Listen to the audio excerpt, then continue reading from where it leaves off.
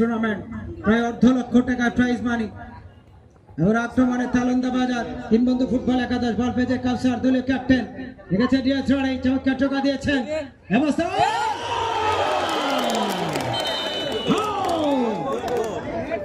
চমৎকার ভাবে গোল হয়ে গেল এই মুহূর্তে জার্সি নাম্বার 10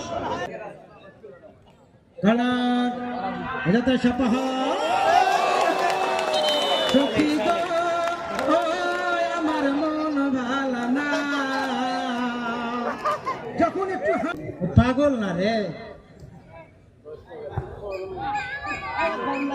চমৎকার ভাবে উপভোগ করছেন, দেখো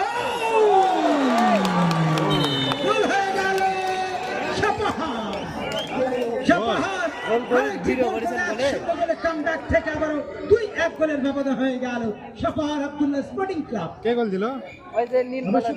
এই নিয়ামতপুরের এই মাঠের খেলা দেখার জন্য